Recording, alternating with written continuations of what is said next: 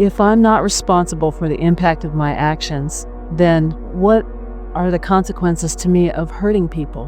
Why then am I not free to follow any urge or impulse that occurs regardless? Well, you are free to follow any impulse or urge. With no consequences? Well, the consequence of not allowing source energy to flow is that you don't do so well. In other words, when you are in vibrational harmony with your source, you are thriving. And to the degree that you are not allowing it, you are not thriving. One day, not long ago, Esther was watching a television program. It was a comedy program. There were several children from a neighborhood, and one of the children is announcing to the others that his father told him that there is no devil. And all of the little children just jumped for joy and immediately began being as bad as they could be. Since there is no regulator now, we might as well be as bad as we want to be. And that is sort of the way the world thinks it would be, but the opposite is really true. When you are in vibrational harmony with source energy, you are an uplifter. When you are pinched off from source energy, that is when you are more likely to do your harm. We've never seen anyone offer anything that is harmful to another while they are connected to source energy. Not once ever, you see. And so the consequence, we are not wanting to use that word because it is not a retribution. It is the natural consequence of your vibration. You are always living the result of your vibration, always in the moment. The way you feel is the indicator of where your vibration is. And as you maintain that feeling, it becomes more and more and more and more and more and more. So what you are thinking and what you are feeling and what you are getting is always a vibrational match. You're talking about, but what is my responsibility to another? And we say your responsibility to another is to feel as good as you can feel, but it is their responsibility in the way they accept you. In other words, they have the choice of letting it in or not letting it in. You see, it's a circle of conditional love that you are talking about here. It never works, but it's sort of what you're talking about. So I must control my behavior and be as I think others want me to be so that they can have a better experience. Whenever you're trying to understand something as a whole, bring it down to something simpler. For example, let's say that you have someone, maybe a daughter or a friend, someone that you're wanting to influence in the most positive way you can. And so you really take this seriously and you work very, very hard at being the most lovable person that you can be. Because when you're lovable, this person that you want to influence favorably feels love. So you just be as lovable as you can be, and this person, when they view you, then feels love. The problem with that is, now they need everyone in their experience to be lovable so that they can feel love, and they resent those that don't care enough about them or don't even know them. In other words, suddenly it feels like the whole world is not complying in the way it needs to in order for them to be in a place of well-being. Where if you have taught your friend or your daughter or whoever it is that you care about that their happiness does not depend upon your behavior, then you have freed them, because now they have discovered that their happiness does not depend upon anybody's behavior. Their happiness depends upon their choice of thought. Their connection with source energy is under their control.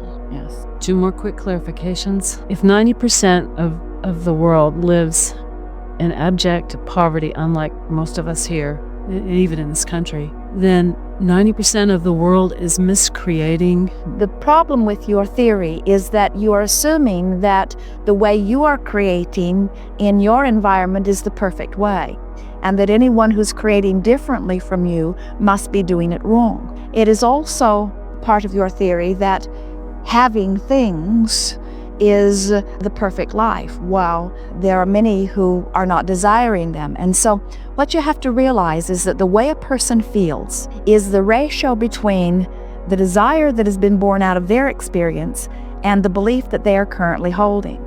So for example, let's say that you're living in your environment and you have developed these desires and expectations of a lifestyle. And then you see someone living in another part of the world that lives far differently. And then you superimpose your desire over their beliefs and you say, oh, they're a long way from where I think they want to be. And we say, but they are not necessarily a long way from where they want to be. That's like looking at your cat and feeling bad that it isn't more dog-like. Yes. And your cat says, but wait, I'm a very happy cat. And you say, but you don't jump through hoops, and you don't chew on this bone, and you don't bury things in the backyard, and you can't run as fast. And the cat would say, lady, you got problems. I'm a very happy cat. Okay, last one. I'll make it really specific so to help me understand better.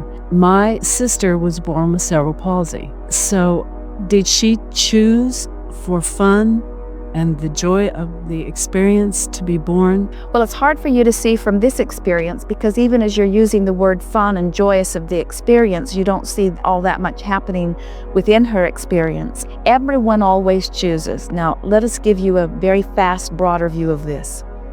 As the fetus is forming in the womb, it is the energy of the mother that is supporting it. In other words, its consciousness has not yet come in the way you think of as soul.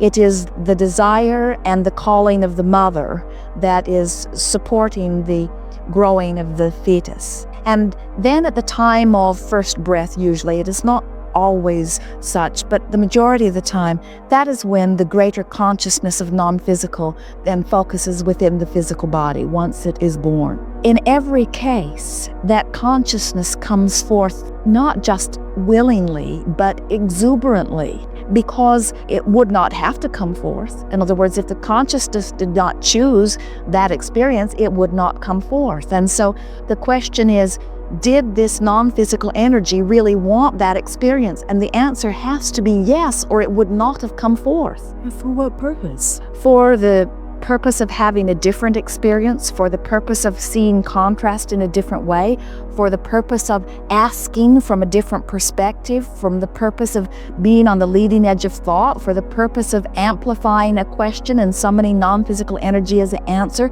for the purpose of assisting others in getting a clearer idea about what unconditional love is, for the purpose of helping people to understand that all do not have to live as identical clones in order to have glorious experiences. In other words, there are endless purposes, for many powerful purposes. It's hard to understand it, because as you stand with your intentions and say, I surely would not choose that, it's hard to understand why anyone else would.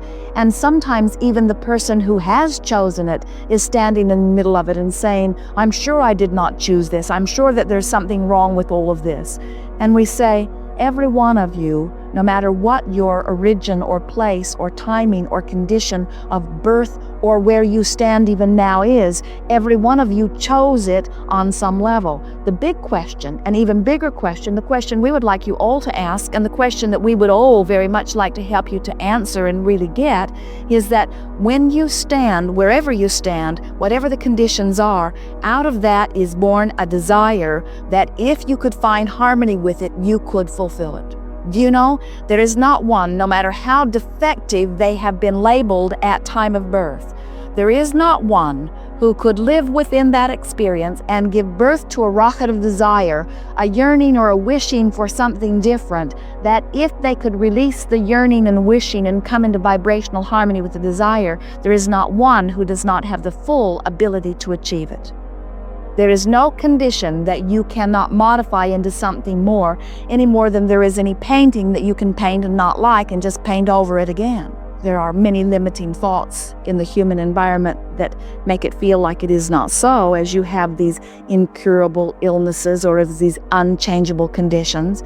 But we say they are only unchangeable because you believe that they are. It seems like a catch-22. If you don't have the tools or the physical infrastructure to do the work, then maybe you came forth to stir up the contrast, to put yourself in the place of heightened desire so that your part in this lifetime would be the stronger asking, understanding that the universe will answer. And maybe the contrast between where you are and where you are believing is not so great that you are suffering.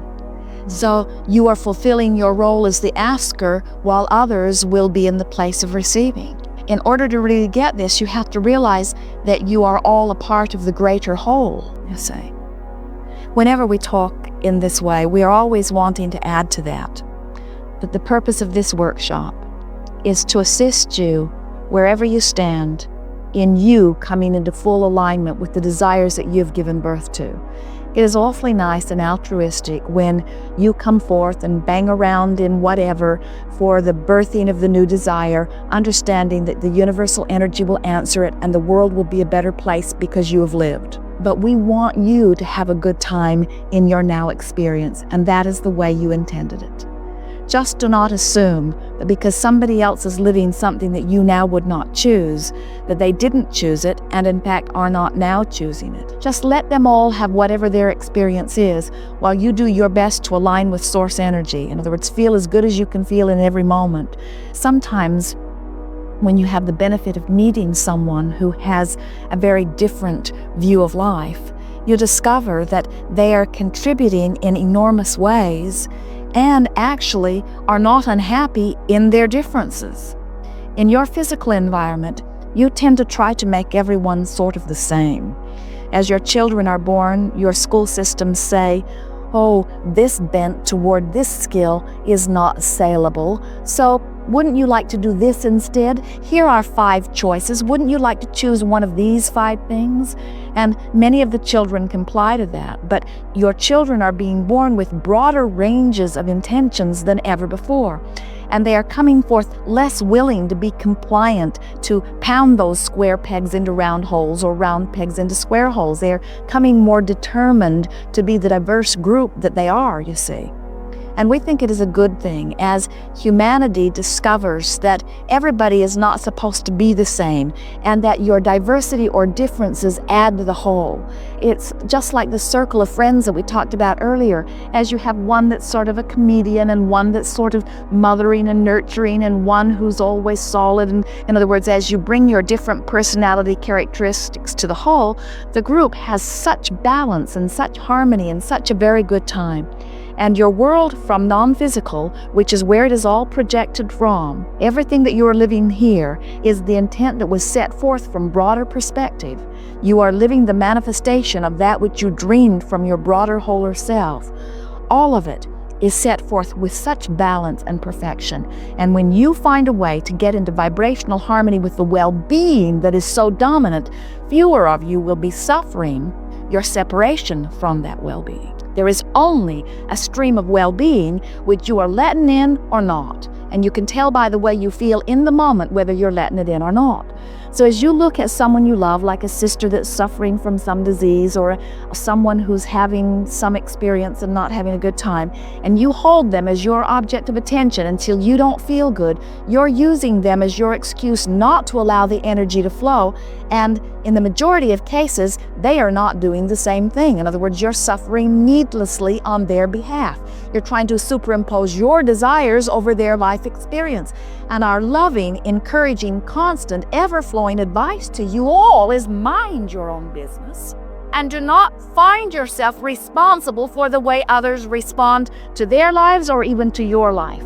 We sort of wrapped your first question right back around here, didn't we? In other words, it's your job to live your life. It's your job to respond to life. It's your job to choose the way you feel. It's your job to line up with source energy. It's your job to let it in or not let it in, and it's everybody else's job to do the same. And when you're all doing your job, everybody's free. You all feel better. How do we get so off track? I mean, we've been off track for 2,000 or more years. You're not all off track, and you're not all always off track. But the way you get off track is by utilizing the contrast in order to give birth to desire and getting stuck in the contrast rather than flowing with the desire. In other words, that's it right there. The contrast serves you by being the leading edge rocket of desire. But when you focus upon the justifying stuff that gave birth to desire, so you hold yourself in the lackful place rather than going with the desire, now you have misused contrast. The only difference really worth talking about between the physical you and the inner you is that your inner being utilizes contrast in order to birth desire, but never uses the contrast in the way that we would call resistance. Non-physical does not experience resistance, physical often does. And the off the track that you're talking about is the resistance. And resistance is always pushing against something not wanted, and you always feel negative emotion. So a very specific, direct, really good answer to your question is, how do we get off track is not nearly so important as when you feel negative emotion, you are off track.